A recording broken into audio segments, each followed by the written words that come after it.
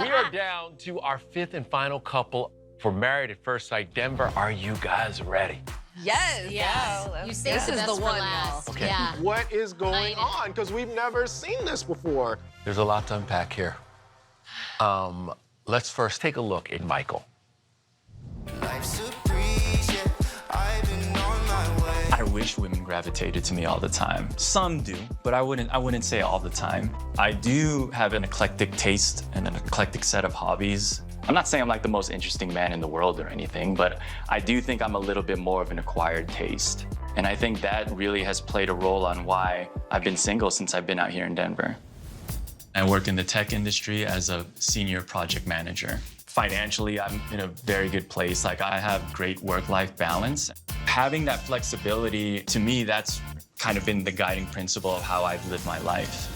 In terms of courting my wife, I'm perfectly fine with that. I want to take her out on date nights. I'd love to travel the world with her, do all the finer things. I'm looking for a woman who's, at her core, a really sweet, thoughtful, and caring woman. I'm a very affectionate person. I love sex. It's one of the biggest displays of like how we feel about each other. Like, I get to explore how happy it makes me to make someone else happy. This is a once-in-a-lifetime opportunity. I don't want to continue to not have a woman to love and not have a woman to share my life with. I don't want that anymore. I really do hope she likes me and can grow to love me. Why do you think he's still single? Because he seems to have his life together in many ways. I mean, that's the question. Why is he still single? Well, you Why? can ask that about everybody on the show. Maybe he's very picky.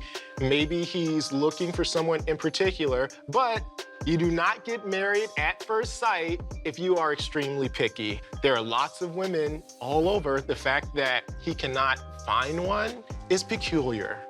He's said that in the past, he's kind of the person who, when he starts to see those red flags or things are not gonna work out, he kind of pulls back and he's like, nah, but claims, or at least he told Pastor Cal, that because they are getting married, he's willing to stop being that guy, and he's worked past all that in therapy and is really committed. I mean, look, I think this man is in the wrong city. You know, he does not give me Denver vibes. I mean, Denver people are outdoorsy. Yes, he works out. He, takes care of himself. He gives me LA vibes. I just feel like his whole mindset and that, now he's ready to not work as much. And it's such an LA mindset to me. I think he's way out of place in Denver. It's not his town. I don't feel like Denver is his city either. He definitely has a different swag.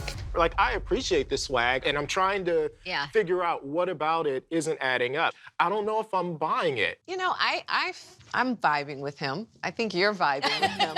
I don't know if you're vibing with him. Look, the only thing I want from Michael is his skincare routine. That is all I want, okay? What collagen shop brand do you use? That's all I want from him. But he's sweet. I don't want to be, so down on him because I like we've talked about, everyone deserves love. We all are invested in this show because we want everyone. There is somebody out there for everyone. But I agree. I feel like there has to be something missing. Let's talk about the style, and that's something. The hair, the clothes, everything is very, very different for Michael. How do you think it'll resonate with this mystery match? Yeah, he's just a different kind of dude, and people have their own unique styles, and I like it. I mean, it's different. I like people who aren't scared to step outside of the box and just be themselves, even though it's not what mainstream is about.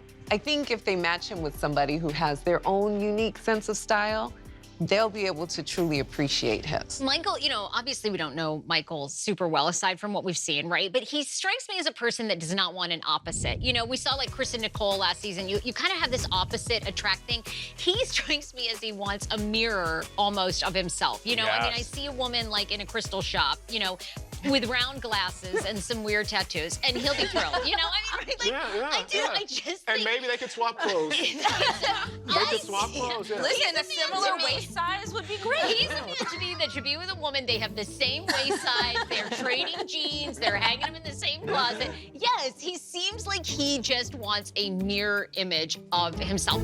You can't match him with a plain Jane. No. It will never work because she won't let him be himself. Right. And also, she'll be insecure. Like, if he's spending more time in the bathroom than she does, it could be an issue. You know what I mean? No, he's a grower and not a shower for me. And what I mean by that is...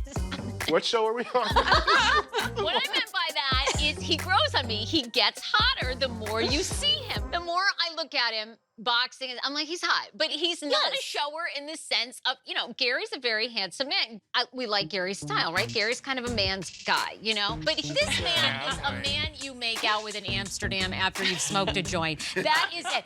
I don't know. He's not my type, but that's just me.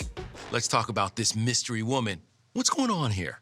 I mean, I'm in shock, to be honest. I really, like, this has to be really big. This has never happened in the history of the show. And, like, who is it? I mean, is it a celebrity?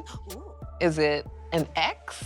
I know, I'm wondering that, too. Or is it somebody that didn't make it from another season? Ooh, a little swap. That A could be little good, too. life swap. People have been asking. The people have been asking. I mean, It's wild. totally wild. I mean, that's why we're here right now, to find out who these matches are, and we have no idea. This is shocking. Like, we've been doing this for a long time. I feel like something, I have a bad feeling. I do think something is off. I do. I don't know. It's too late in the game for us to not know details. We have a black box. It just leads me to believe, I don't know, is there a big shakeup coming? Something that he's got going on in his past. This might be a bad sign for their entire marriage. I mean, wouldn't you guys take this as a bad sign if this was how you were kicking off your marriage? I mean, my mom watches a lot of Lifetime, and anytime I see a black box, it's on a crime show. Is that what the black box That's a bad sign. Yes, that tends to be not great. All right, I have another sneak peek clip for you guys. Take a look. I think what I'm looking forward to most is having a woman to love. I think she's extremely beautiful, and what's starting to really dominate is the excitement, just seeing her walk down the aisle. Michael. I'm sorry. I don't think I can do this.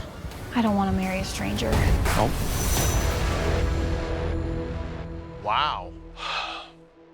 It's not the show for you. It's not a great sign. But listen, we've had some dramatic flare-ups, blow-ups early on in people's marriages. We've had people not make it through the honeymoon.